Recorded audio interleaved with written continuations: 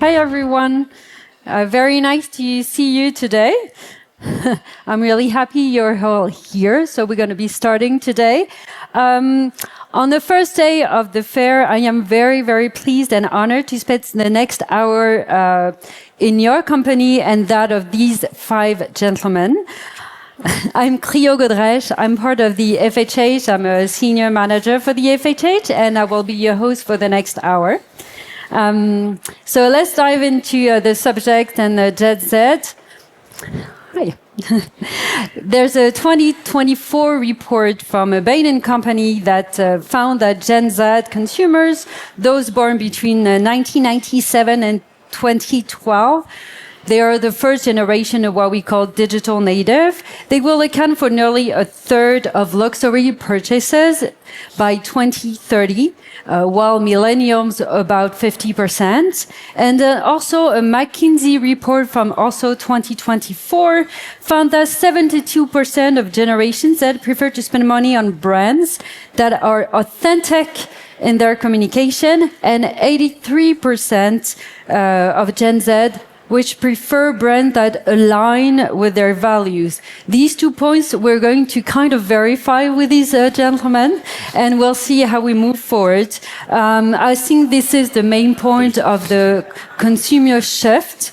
So with me by my side, I'm very excited to Have we got the right names in front of us? It's going to be really fun, you'll see. I have Justin Haast. So Justin started his career as a content creator in the UK, working with highly reputable brands such as IWC, Vacheron Constantin, Langer. And then he evolved towards more journalistic jobs, like writing jobs. And he wrote for the likes of Hodinkee, Revolution, and Monochrome watches. He's a sucker for design and métier d'art. On his right, Maxime Couturier. Well, Maxime, no, it's not the right order. So Maxime Couturier has been with the FHH for a few years. Actually, he started his career as a trend analyst, especially in fashion and FMCG, consumer goods. He started working as an external art director for the FHH about 5 years ago. And 2 years ago, he launched the agency Après-Demain, which is an agency mainly working with the watchmakers, and also published High Stout, which is a print magazine, which is quite different from what you usually see in watch print magazines. On his right, Maxime, Lorenzo, usually it's supposed to be the other way around. Lorenzo Maillard. So Lorenzo and Maxime founded both the Après-Demain agency. Lorenzo is hailing from a very famous family in watchmaking, but yes, it is famous. Yes, it's a very famous the name in watchmaking, from a watchmaking family. And this is not where they didn't push him to work in watchmaking. He developed his own passion of watching from an early age, like 14 years old. And he joined FHH right after his hospitality business school. And he spent 5 years there being one of the foundation wax experts. And then he met Maxime at FHH. And after a few years, they decided to found the agency. And we're really happy to have them. Marc-Henri, on the right of Lorenzo. So Marc-Henri is French, but he spent the last 10 years in London. Marc-Henri has a background in high fashion. He's a prominent photographer, and he made a name for himself by taking pictures of during the fashion weeks, street style and background picture with a unique perspective. And now he's moving towards acting. So that's his new endeavor. And on his right, Nicolas Anselem. So Nicolas started working at Les Rabillères almost 10 years ago after finishing his master's in business. He's now the director of the online publication. And on the side, he also leads an expertise company for watches. And he's truly driven by knowledge. So thank you. I'm happy to He is. welcome them. He is.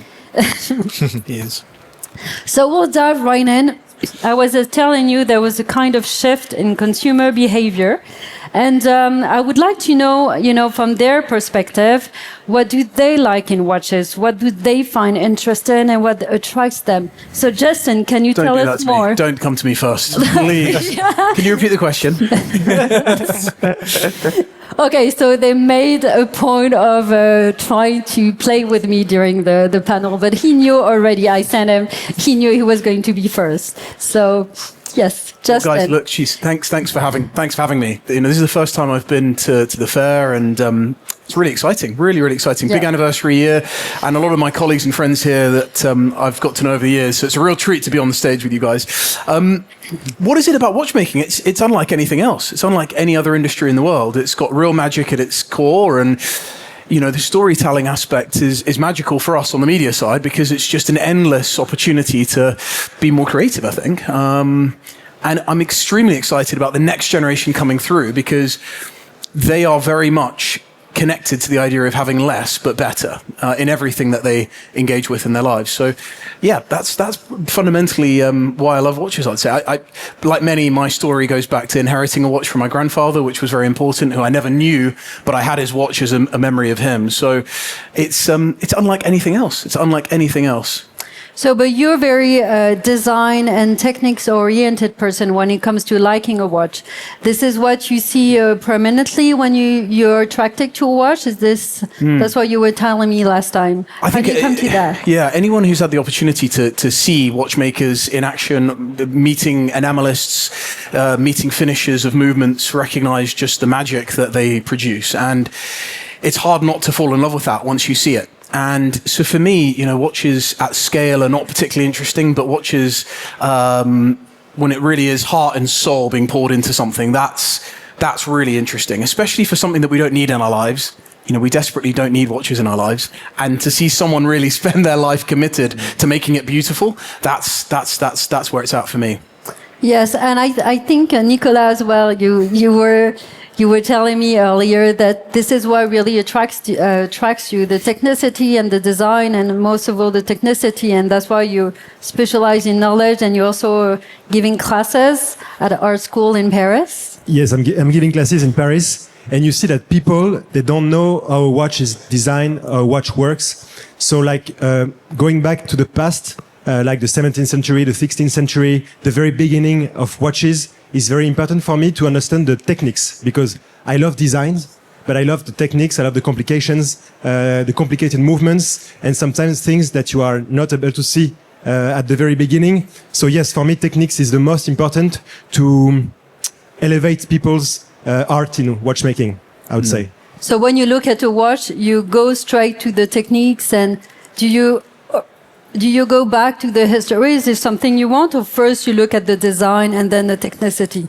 Of course, the first thing is the technicity. But then if you open the watch, like I'm doing sometimes when I'm doing some expertise, you open the watch and you understand things, especially when you're looking to watches from the 17th century, 18th century, when you have a repeating mechanism hidden inside, or a tourbillon, or many other complications. I love to discover this, but before, the only thing is the design first. I know Lorenzo. I know that he also was very design oriented. How did you come to love watches, and what was your process? You talked to us about flea markets and going back to history. Can you tell us a little bit more about this? I think what's interesting in this watch world is that we all have different routes that we take in regards of collecting and getting into this watch industry. But I think what is interesting to my point of view is more about the unexpected, the stories behind it. It's something that we hear a lot from brands, but I think it's actually really true, is going back to what makes this product so particular and this wide variety of products. It's a small industry. There's a lot of actors as well, but if you compare to other industries, it's pretty small. But still, you have a lot of variety, and vintage is definitely one of the most interesting entry points to my eyes first, because it was of course more accessible in terms of prices. Now it has changed a bit, but you can still find watches for interesting prices, and as well in terms of design and all these pieces pieces that are unexpected or things that you don't usually see, or that goes against the grain from traditional product that we hear and see a lot in watch communication. So it's more about the ingenuity and the difference in design and something a bit unique, strange. It could be ugly as well. Ugly is interesting. It's an interesting Ugly topic. watches. Ugly watch is an interesting topic as well. So yeah, I would say, yeah, the unusual, definitely. Yeah, you said that when you like a watch, what's very interesting was that you try not to take into consideration the brand, or Yeah. you just try to see at a very neutral point. Can you tell us more? I think it's Justin mentioned it. It's a product that is not really useful anymore. So it's about passion. It's about telling a story, but not in a commercial marketing way, but more about the real story behind it. So definitely, it's not a question of. I mean, to my eyes, again, just speaking for myself, but it's not a question of brands. I mean, people try to categorize watches with brands and types of product, but I think the most interesting part is the product itself and Yeah. what it tells, regardless of the prices. Yeah, very interesting. Marc-Henri, Yes. Yes. what does attract you in a watch? Because you have a different profile from those here on stage, which I feel is very interesting because you have your own point of view and you develop your own. What does attract you in a watch when you look at a watch? Well, I can actually kind of like my friend here. It's really about the design too. Like the first things who make you want this watch or think like maybe, I want to give interest to this and not to another one, is going to be like the beauty of it for you. As a photographer, you obviously develop this idea, your own idea of beauty, and you choose to capture it sometimes or not. And I think I have the same way to get into watches. Let's say I always saw watches because obviously my dad had one, and you can see, ad everywhere. It's like the first step to luxury. And you don't really know how to get into it. You only think that it's not reachable, and it's something maybe, or I'm gonna get there only if I got hella money and things like this. And then you realize that, like you say, that with vintage and all these things and going different places, and you can look for it in flea markets and all these kind of things, and you discover a way of finding it who get really natural to you and really attached to your own self, and not just to the fact that I need to have one just to have one, but you want to have the one who is for you, really. Yeah. So I think he came with obviously the beauty, because we're still human, so obviously you get attracted to something you find beautiful and or interesting, because even if she can be ugly, it can be voilà. So I think that's the way for me where I get there, and then you add the natural attachment, the personal attachment with, like, maybe it's a watch, or like you say, like your grandpa watch or something like this, and you want it because you have a story with it. So I think that's the way I get into. I really like your point about breaking barriers, and this is exactly, I think, where Maxime came into watchmaking. The barriers of luxury in general. Can you tell us more, Maxime? Well, I think what Marc-Henri said about the fact that it's really impressive, it's an impressive world, and a lot of people are actually afraid to get attached to watches. It was the same for me. I was always I always liked fashion. I like to express myself with the way I look, so fashion is quite easy to access, but watches is like this big thing that's complex and that's expensive. So you're like, oh, how do I get to like watches? Can I become a watch guy? There is some kind of a barrier. So to me it was interesting. And then when I came into this world, you actually realize that there are so many entry points that you can get, and also that maybe there was missing one. So that's what we do with the FHH and the account Watches and Culture, was exactly that. How we can talk about watches in a maybe more easy and accessible way. And then I think you find an object that is interesting to you, design-wise. At least that's how I approach things. And then you start to get into the history, the stories behind them, and you see how you can write your own story with the object. And when you meet with your friends and with people that are interesting to the object, you can relate to it, tell a story that's maybe different, and you actually meet a lot of people. I think we forget, but watches is like, there are so many people that are interested in it, and super interesting ones. So Yeah. I think that's raising a very interesting point, and I think this is what also the new consumers, because we're talking about a lot about Gen Z, and I think all the people on stage will agree with me. It's not only Gen Z, because the young who coming to the market, of course, but we cannot put aside the newcomers, the new collectors, whatever age they are. Do you agree? Justin, for instance, I know you went through a more, I'm sorry for the name, but traditional way. You're going to creating content, working with already well-established brands or well-established publication. Do you feel you can support what Maxime has been saying about today having a different point of view in the writing and in a storytelling as well, like breaking barriers? Is something that you feel as well? Yeah, no, I'm deeply passionate. I mean, I've experienced it in the last couple of years with friends who initially thought, what the hell do you do for your work? You take photos of watches, you do films on watches. What is this? This is not a world I know. And slowly but surely they've come out the woodwork saying, I'd quite like a watch one day, or my wife's getting married. I'd love to get her a watch for it's a birthday. And so watches should be for everyone, irrelevant of price and irrelevant of brand, irrelevant. And that's one of the barriers. And that is the barrier that I think we all jointly agree that we're trying to break down, is that you shouldn't ever have to walk into a boutique and feel that you're not welcome there because you haven't spent a certain amount to be able to try on a new watch. So that is one of the challenges that we face. That's one of the challenges we face. But, the exciting thing is that inherently watches have this sustainability aspect to them. They've got this storytelling aspect to them. They've got this design aspect to them. And they've got this personal expression aspect to them that for me, leave them in good stead for the future. I think the future is exciting for people for brands, for watch brands, for those like us in the watch media.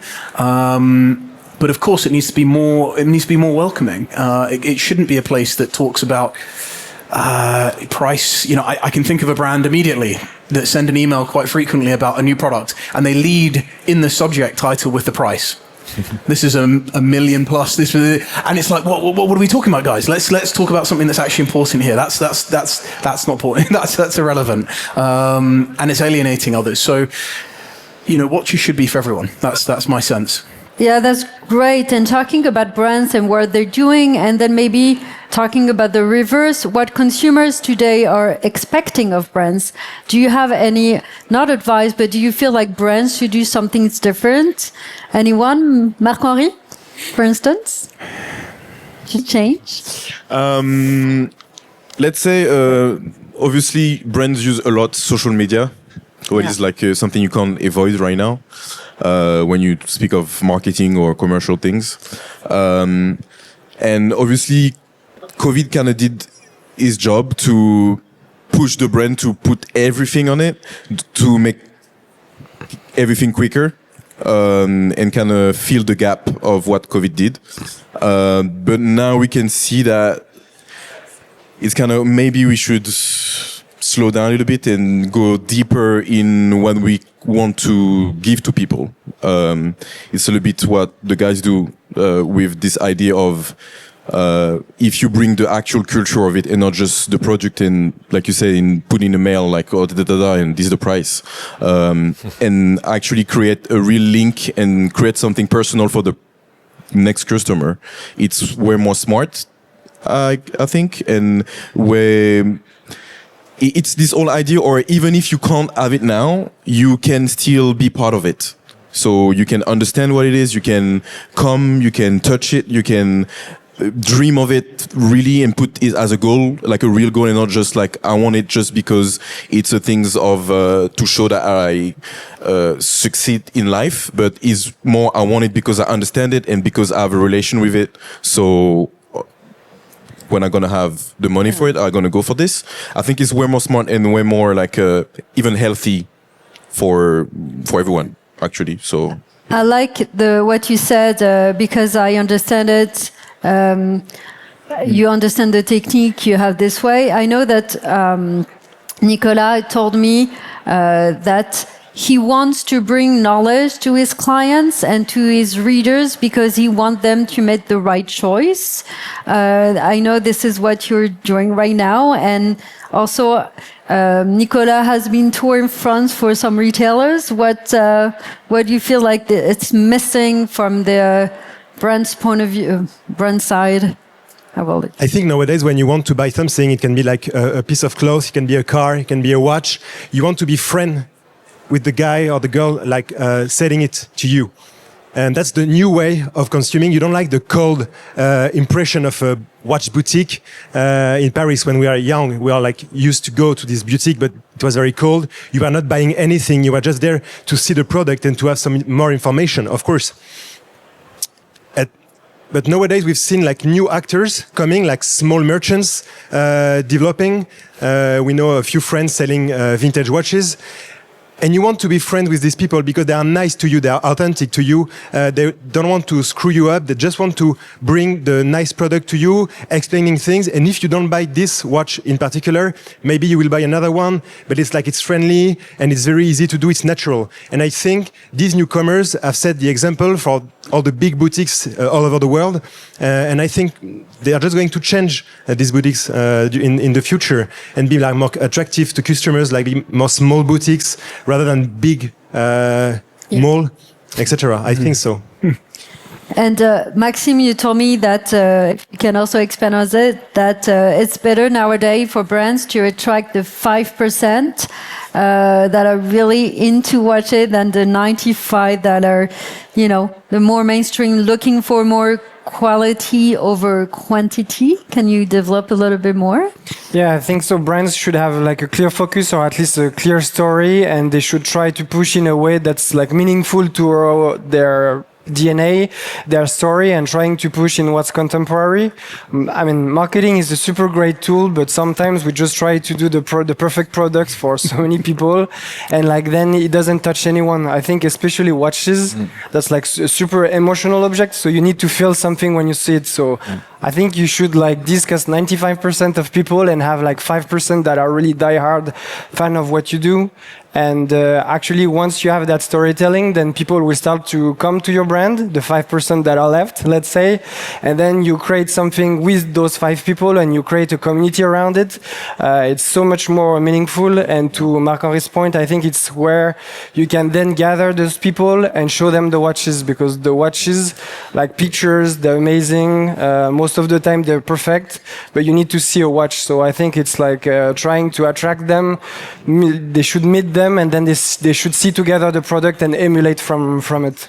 In fairness, we have seen a few brands like Vacheron, like AP. AP, to be fair, were pretty much the first movers on saying, hey, is the environment we're selling in right? Should we think about changing it? Yeah. And now it's much more about hospitality than it is about retail. True. And that's been a positive change in my mind.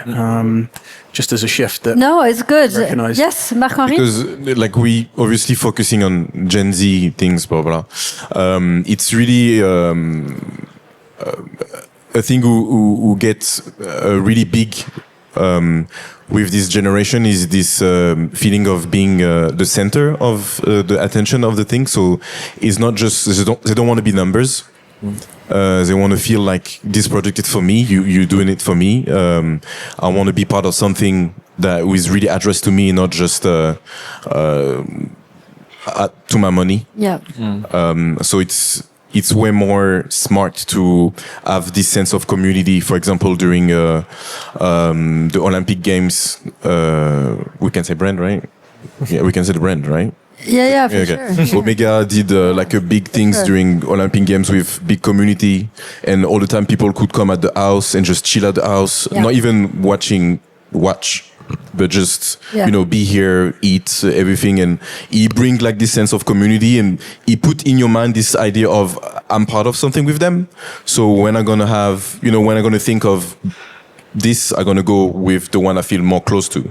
And I feel like, especially that the first approach to me wasn't like, okay, can you buy it? It's just like, no, just come with us, and and this mindset changed, I think, a lot with this generation on.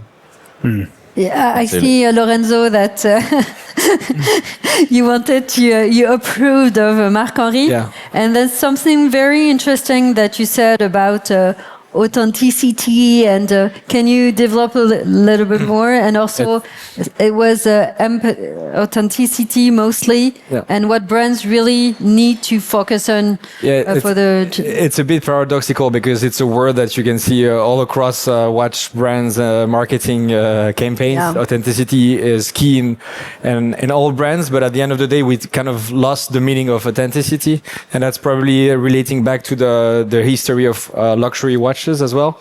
The quartz crisis in the 70s kind of destroyed the industry, and it got rebooted in some ways by the luxury aspect of it all, who pushed for really high-end pieces and this dream of luxury, exclusiveness, and so on. And I think we're arriving to a shift in generations, but it's not only about generations; it's also a shift in luxury throughout different industries, but watches, of course. And this shift is really important because the next generations of buyers are really thinking of how to approach these products and not the brands necessarily in a different way, being welcomed, as you mentioned, and also this no bullshit approach is really important. I think these next generation, we were talking about this before with Marc-Henri, they can see through the lines, they can read through the marketing, the fake marketing strategies and the bullshit sometimes that surrounds them. And I think this is really important, that brands need to be authentic. They should also be open to criticism, open also to let's say mention some bad things that they've done, address it, being really authentic and open about it. It's Yeah, you talk about humility. Yeah, humility is key because did I pronounce it right? Okay. Humility. He's my teacher. He's my British teacher. You know, social. We talked about social. We touched on social, and it's been amazing for so many reasons. But social for a brand is really interesting, be it a personal brand or be it a brand of a watch company, because you can get instant feedback. You now more than ever, people are more vocal and prepared to tell you what they think. And we've had a few instances in the watch world in recent years where, well, geez, I'm just thinking about the Patek launch recently. You know, that was a very quick feedback. Initially wasn't a good one, but nonetheless it was there, and that's really interesting. And authenticity, you know, you can see straight through it. When it's from a brand or a person, it's either right or wrong, and you're going to get called up on it. Yeah. So really interesting. Yeah, you were mentioning humility as well. It's key because that's why it's interesting in watchmaking. If you go in the workshop, you talk to watchmaker, you see how the human behind it, and there's a huge humility aspect of it all. And sometimes we get completely lost when we only have the marketing messages, or it's the opposite of the people who actually are building the watches. So humility is key as well in the storytelling for the brands, I think. Yes, it is true. And you talked about watchmaker and going to see them, and how important for you guys today is to promote the watches in real, because we talk a lot about social media. There's a lot about marketing, but marketing and social media is quite flat. So we're in a world today where you go to a flea market, so you visit, you're an expert, you really touch a product. How important for you is to have to touch the watch itself, to work on the physical aspect. Nicolas, for instance, because you work really, with your hands, and you have a publication online. So can you project that? Yes, as I used to say, the education, I think, is key, because when you are telling young generations how a thing is being built, how it works, the long history behind it, then you can say, by looking at all the wristwatches today, all the brands, maybe this is like kind of bullshit. Maybe this is true. The big thing with watches, like luxury brands today, is to say, we were there first. Like in 1785, we did this, but then when you are looking through the archives, nothing. So you need to put everything in perspective. Search for it. I love the new website called thewatchlibrary.org. You can see all the magazines from the past, and then if you are looking for a watch or an ad in particular, you can see the day it was launched and the criticism at the time. So you need to put everything in perspective. You need to search for everything. You need to educate young people to the techniques, to the history, and then when they are going to see a brand, when they are going to see a watch, they can just learn by themselves and say, this is nice, this is not nice, like, I think this is the key is to do some educational things before. But this is like still very quite digital. I know, Maxime, you told me that today there's although everything is going digital, you would go more for the physical aspect and really support, trying on watches. Yeah, definitely. I think we all have different watches on our wrist, and if you just look at it with the light, just the reason why you need to see them in the flesh. It's just like you cannot, with a picture or with a video or a roll wrist or whatever that Lorenzo love, you cannot really tell how a watch look and how does it feel. You have it, it's there, it's an object that maybe makes some noise. This one makes some noise. It's kind of comforting. You have to feel it. Yeah, and don't be afraid. Sometimes what I see is like people are afraid of touching the watches, even though of course there's a lot of money in a small product. But yeah, you have to feel it. I completely agree with Maxime. The human aspect is key, and the physical aspect as well.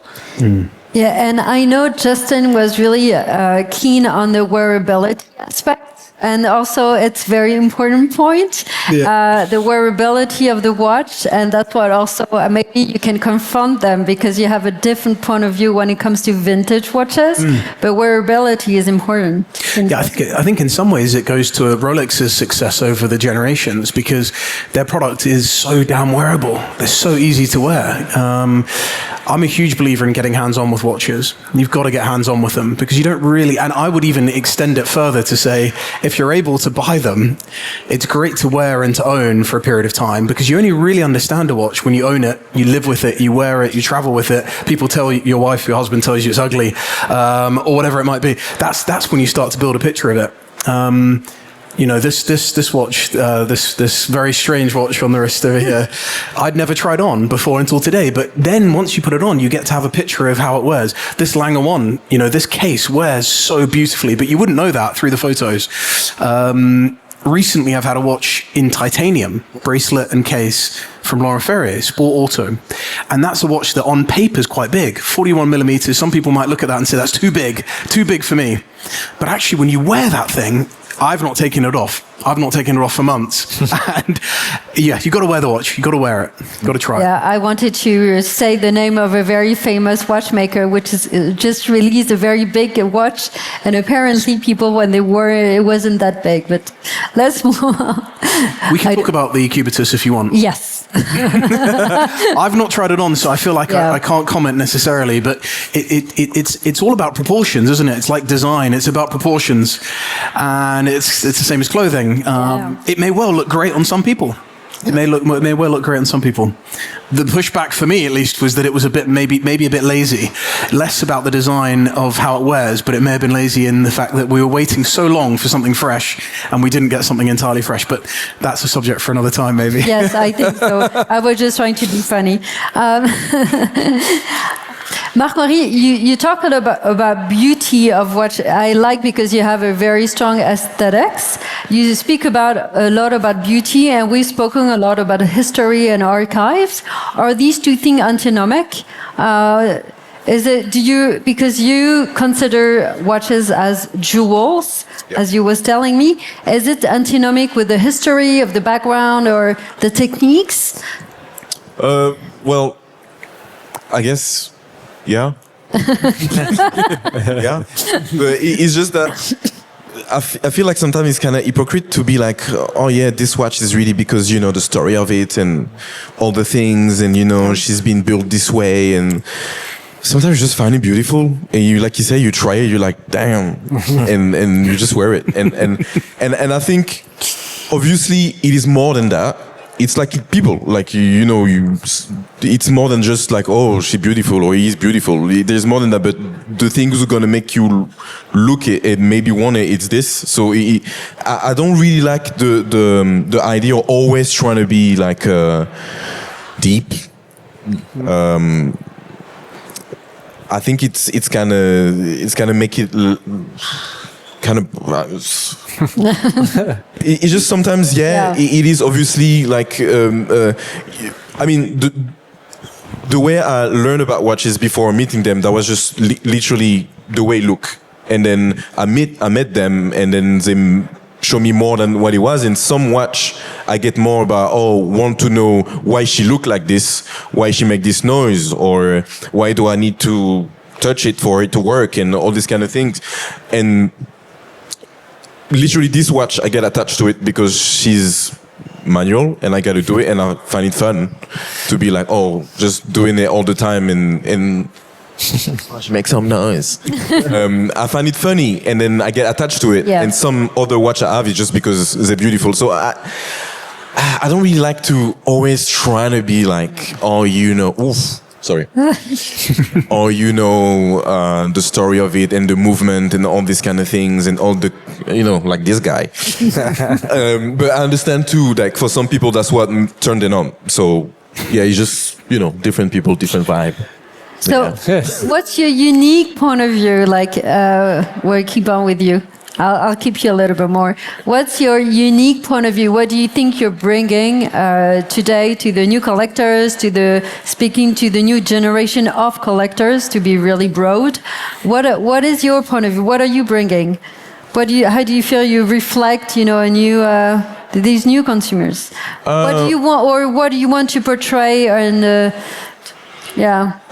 I think to have grown around Fashion Week. Yes. A lot and communicate about it. It's you always have these things of trying to build community and showing what you see, and the way I capture Fashion Week is really about the shock, the two words, people who are here for work and people who are not here, and seeing what's happening without being here. So I always really want to show the bigger picture to people and not just what they think they're here to see, because it is human at the end of the day. It's human doing business, it's human working, it's human doing things. So I always try to bring it to the more real and natural relation you have with what you have. So with watch, like I just said, for some it's going to be the physical aspect of it, and for some it's going to be the emotional aspect of it.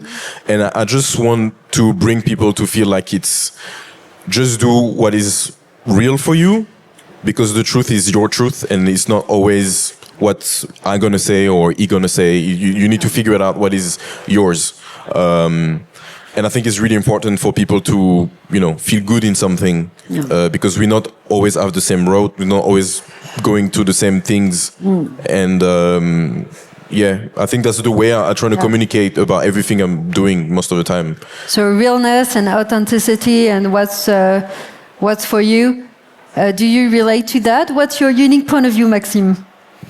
I think that it's like you can buy a 10 franc watch or a 10,000 francs watch, and it's the same feeling when you're in love with it. Then it's a super cool thing to do, to share with your friends.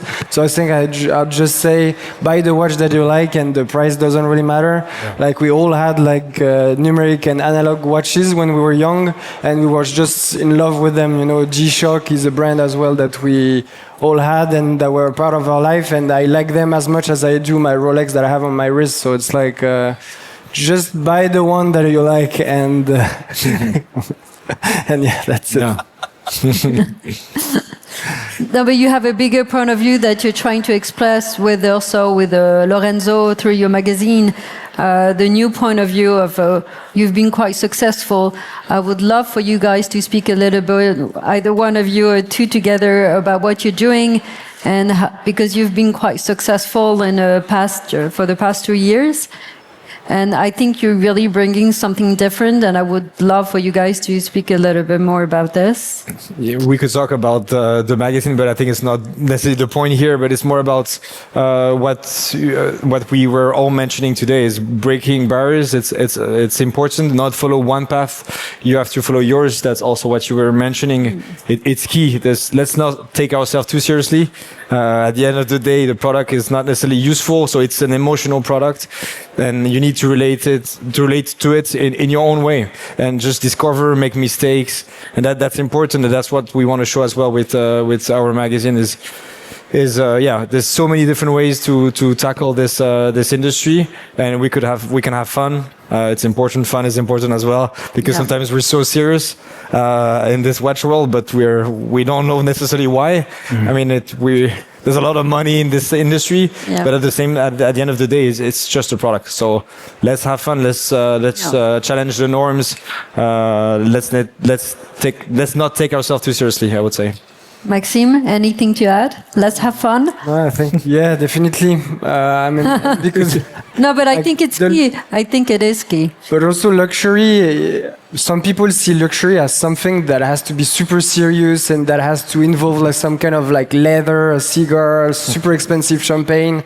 But actually, to me, luxury is like creativity to a point that is like amazing, and it's another entry point that I think brands don't use so much, or even like regular brands. So I would say that like creativity is so key, especially with AI and stuff, and how you control the narrative now. The stories and the creativity will be very key. So I'll say, let's be creative. Justin, you're Yes. like, I'm just thinking back to Mark Henry, that moment when he was like, just look at the watch. She's like, yeah. your unique point of view. Damn. Because that's actually at the end of the day, that's what really matters. Yes, You've got to it put it does. on your wrist and you've got to love it for you. And as much as social media's been amazing, I keep coming, it's amazing, but it's also a little bit dangerous because you see these hyped up products, you see the same things over and over again, and it makes you think, I need to have this. And actually that's not true. You need to get hands on with it and you need to try it, and it needs to be right for you. And that's the tricky part. That's the tricky part. Nicolas, your unique point of view, what are you bringing? Tell us more. Tell us everything you would like to tell us. Just relax. Look at that hair. Look No. at the hair and the beard combination. That's what he's bringing. Yes, I'm like the bad teacher, like we need education to educate people, etc., etc. But of course, the first thing is like when you look at a watch and you say, this is for me, and I want this. Either it's like 10 euros or 10K, it's the same feeling, same emotion. And I would say, yes, just relax, because the way of always being serious, like the cold boutique, the same way of speaking about marketing, about fake history all the time, it's like a bit heavy, and just like bring just joy to people, bring simple emotions. And I think this is first just the product, not the marketing, everything. Just give them the products in hands, and then they can see, they can be creative. I think community, authenticity were the key words today. Bringing people together, have a sense of relation, have a sense of closeness to the brand as well. Maybe for technical reasons, maybe for design reasons, but everywhere it's more passion and bringing the product more rather than the brand itself. And going back also to the roots. Is there anything one of you guys would like to add? Just the closing words. Justin, I feel like I'm just trying to think of something really impressive to say that we can close off something wise. No, I think at the end of the day, the amazing thing about watches, for me at least over the last 15 years, is the watches are at the center of the conversation with friends. But it's not everything, and watches bring you together. They bring you together, and that's been amazing. Like we can all talk about the watches that we got on the wrist today, but then you'll start talking about other things that are as important. So watches are a part of the story. and not they the whole brought us together here at Inorgenta, so that's good as well. for sure. I think that's yes. Yeah. Yes, and I would say it's going to be very complicated for big and established brands to change. But we have newcomers every day, new brands being created, and they have not the same spirit at all. They are very open, they are very creative, they're very easy and simple to other people, to young people, to Gen Z people, for instance. So yes, it's going to be very complicated for such brands to evolve and to change, but some of them are going to do it well. But like the new brands, the newcomers, they are setting the example, and this is, I think, the good thing for the future. Maybe something else is also try to go, it goes a bit against what you were mentioning and what we were all mentioning, but try to go where you're not expecting yourself to be as well. So go in the fair in Inorgenta, go where probably the booth that you probably like the least, to discover the pieces, because that's how you build your taste, that's how you build your relationship with products. So don't necessarily follow the easy routes, I would say. I didn't say that. No, I was saying. Generally speaking. Generally speaking. I wasn't mentioning you. Yeah. Thank you, Lorenzo.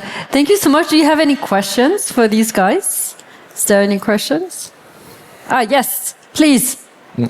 I don't think there's a. Mike. Let me do it. Thank you. Yes. So I believe that it is undeniable that the old money style has left an incredible mark on the choice in clothing for Gen Z. And I was wondering, can we see a similar trend in choice of in watches? Are Gen Z looking from a old money perspective when choosing a watch? Or can we see a tendency going in that way? Yeah, I think so. I think jewelry watches was a really big thing. We also like stone dials and so on coming back. But I think the Loro Piana vibe and all those stuff will come back in watches, and maybe people that are super expressive as well will want to have something that will keep for a very long time. So yeah, I think so. I think it will come back. Yeah, it's always fun to see how it's like in fashion, probably, I guess. It's a circle, so we'll see in 10 years where we'll be, but definitely the old money, depending on how you define it as well, because it's pretty subjective. But yeah, the aesthetic is coming back, more subtle, less showing off, less expressive. But at the same time, I'm sure that in 10 or 15 years, it's going to be the opposite again. So Yeah, it's just that I think we see it already because, the vintage watch are heavy right now for a reason. But I mean, they old money.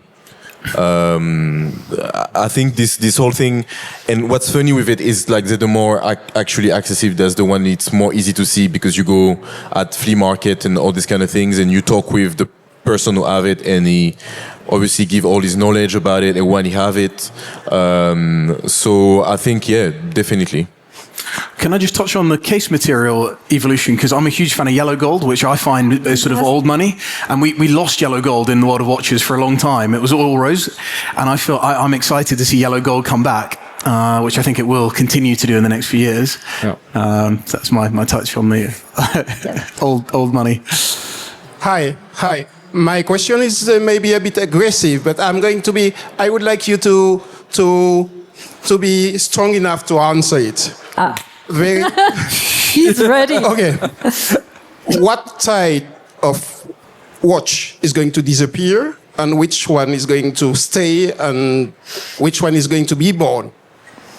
do you want names? You want brands or Models and prices and availability where we can get them. that's a, you want to go? I think it's just a circle because, a few years before, people were into like sports watches, steel watches, at Rolex, like Submariners, etc. And like these past years, gold watches, for instance, they've been back. And like, I think 10 years before, you were like asking someone, do you think gold watches are going to come back? And say, no, they are dead. They were not dead. They were just sleeping for a while. But like, I think it's just a circle all the time. Gold watches and like dress watches are like coming back right now. Yeah. But I think in a few years, we'll get back to the steel and sports watches again. So I don't think like we just have to bury watches or bury some watches. It's just like, it's evolving all the time, but it's not dying. Yeah, that's probably the most interesting part of the industry is the variety of design and so on, and the influences they have on each other, and yeah, that's why we shouldn't follow rules like what should be the 3 watches collection, the best 3 watch collection, or so on, or in this price range you need this type of watches. If you're a lady, you need a pink the dial, whatever. I mean, this is probably the worst way to get into watches. So yeah, I mean. Things are changing. Just follow what you like, visually speaking, and that's the most important part. Yeah. I've got to say, I immediately, when you asked the question, I thought of independence. In the last couple of years, independence, particularly high-end independence, they've been gaining momentum, and I can't see that stopping for the likes of the Kari Voutilainens of the world, the Laurent Ferriers of the world, the new entrants like. Berneron, the likes of Sylvain Berneron and others. So independents are going to continue to do really well, I think. But we might lose some as well at the lower end of the market. There's a lot of new brands coming in, and I'm not sure they're all going to survive either. It's a tough world. It's probably only the watch that will not sustain time as well. Technology as well will be an interesting part because smartwatches, obviously, they'll be like nobody will be able to use them anymore, and probably the products that are manufactured in a very poorly way now will not exist in the future. So I'd say the ones that cannot sustain times, probably. You just addressed a part of the question I want to raise now. It's the new trend about the smartwatches, or in general to have the electronics on the wrist. How do you deal with that? So I deal with that. I have on the right electronic and on the left mechanics. But maybe this is not typical. How do you It's think almost about not that? the same thing. You wear one for one reason and the other one for another reason. Yeah. So it will remain the same. Yeah, it's two different products to my eyes. Yeah, you're the perfect example. Yeah. I mean, both can work together. For sure, there's a small part of the industry who has been attacked by these smartwatches, but at the end of the day, it doesn't tell the same story. Even for entry price watches, it's not the same. It's definitely two different products, I would say. Well, I think it's sometimes it comes with era, let's say. Sometimes you have this thing. For example, I'm gonna be 30 this year, and I feel like no, this is the year I need to be good on my watch. You know, I need to stop with these electronic things, and then maybe when I'm gonna need to run more to not have the belly, I'm gonna be like, I need my smartwatch. I mean, it's era all the time. It's never. Yeah. I mean, it's kind of the same question than the other question was. It's nothing really dying. It's sometimes you're in the mood for something and you're not in the mood for. So, yeah. Putting a mechanical watch on your wrist though is the ultimate moment of like relaxation in your day, in the morning, because you're not connected to anything. No one's getting on no one's mum's not calling, boss is not calling, Tinder's not going left, right, and centre. And so I think that's something we're going to chase. I think we're going to chase that simplicity and not move away from it. And I don't think they can interact. I remember IWC about 15 years ago came out with a connected strap, which was way ahead of its time, and it just didn't wear well. No one wanted it. And I just don't think the future's not integrated in that sense, is my gut take.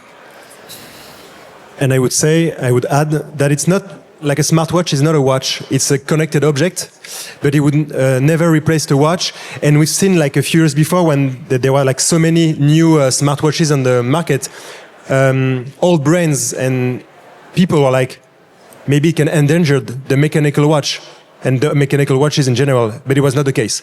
So I think it's just like an object when you do sports and when you have your big day and you need to check on mails, etc. But then at the end of the day, in the morning or during the night or at a party, you just want to wear a mechanical watch. And this is the main topic, I think. And I can't remember who said that. I think it was Jean-Claude Biver, but he said the good thing about smartwatches is that people are starting to put watches on their wrists again. And then it's something that you get used to, and then when you live outside without your watch, you feel naked. So it's actually a good way, and it's two different purposes, probably. Yeah. So keep on wearing your dumb watch. Any more questions? Oh, yes. Yes, please. Hello. So how should brands tackle dupe culture, and is Gen Z brand loyal? I think Oh, wow. work with the people from the culture as well, like if you want to know what a 17 years old wants to do, to know or to buy, then work with someone that is his age or that is important culture-wise. I think Marc-Henri is someone that I really like when I was young. I don't now that I know him. But no, it's like, you relate to the people that are the same than you. So you need to actually understand the culture, what's happening in the people you want to touch, and then you work with those people. So they're going to challenge you, they think differently, but you have to work with them and trust them. So I would say find the right partners and trust them. It's tough. Yeah, it's tough because there's so many trend analysts and forecasts and so on. And I think it's dangerous as well to follow only these forecasts or these big companies' trend analysis. But you should definitely embrace the next generation within the brand. This is important as well. Let them speak, let them do some mistakes, and that's how the brand will evolve with the next generations. And I think it is really important to come to them with a make them feel like we're gonna use you. Yeah. We know you're the new business. We know you're the new money. So we're gonna do everything to figure out how to, drain you. I think it's really, really important because this generation, like we said during the talk, is really know these things of looking for mistake everywhere, looking for the little things and see between the lines of, or we can see what you're trying to do right now. We also how TikTok was during COVID and how every brand trying to use it, even luxury brand like doing fashion. Just after TikTok doing Fashion Week, you could see big clients not be invited no more to have just like TikTokers coming, doing some dance in front of the Dior show. That was kind of weird. But obviously it's going to be exciting for them, but they get really quickly, you're just trying to use me to, drain me to get all the money out of it. So it's really important I know it's a business, so it's difficult to go like this, but it's really important to come to new clients in a way that they don't feel like you're just here to be taking the money. Even if, it's a business, we need to make money, blah, blah, blah. But I think there is a healthy way to do it now. Yeah. Well, I think it's really last one because I think we have to go after. We're running out of time, but it's fine. Last question. Hi, thank you. Let's come back to what watches are for. I mean, time, exact time. 6 years ago, my wife offered me slow watch, with just 24 hours. And the question is, because at the end of the day, we talk about exact time. How exact should be the time on the watch? Is it very important to be that exact? So let's ask on this panel whose watch is on time. Mine is not. Sorry. Mine is obviously. How about the date? Is the date window right? No, you don't have a date window. I don't have a date either. I don't have a date. Dates are it can be tricky depending on the technology. Do you know what? Immediately, again, I'm just thinking of a brand in particular here. Ressence from Belgium, independent brand, really interesting brand. His philosophy, the founder, was actually we don't really need to know the minute of the hour. He thinks that you're going to know what hour we're in roughly, but to see that singular hand around the dial gives you a readout of roughly where we are. Yeah. I think we all agree that timekeeping sort of at the bottom, like towards the bottom end of the importance. If you don't love it, if you don't wear it, the time is irrelevant. I mean, what else is there to say? At the end of the day, your phone will be more precise than the most precise watch ever, the most expensive one. It's not necessarily about exact time. It's about what you say, what it tells about you, what it tells about the product, and I think it's. Of course, precision is important. It's part of the storytelling, but it's also again going back to not taking ourselves too seriously. It's also okay not to have your watch perfectly on time and so on. Well, yes, you want to. Yes. No, and I see like 95% of watches tells the exact time. And the watches you are like the single hand watches or like independent watches with like a specific way of reading time. They are just like concepts and they are very nice. But at the end of the day, precision is still important. It was really important during the history of watchmaking. And nowadays, if you want just to see the approximate time, you can buy such a watch. But like 95% of watches like tells the exact time, I would say. Well, I think now you wanna say something? Oh no. No, we need to finish, I guess. Well, I think our time is up. I would like to thank everyone. I hope you had as much fun as I had, and you guys also had fun. And thank you very much for coming and listening and for your attention. And at 2 p.m., we're going to officially open the FHH Cultural Space Rouge behind you.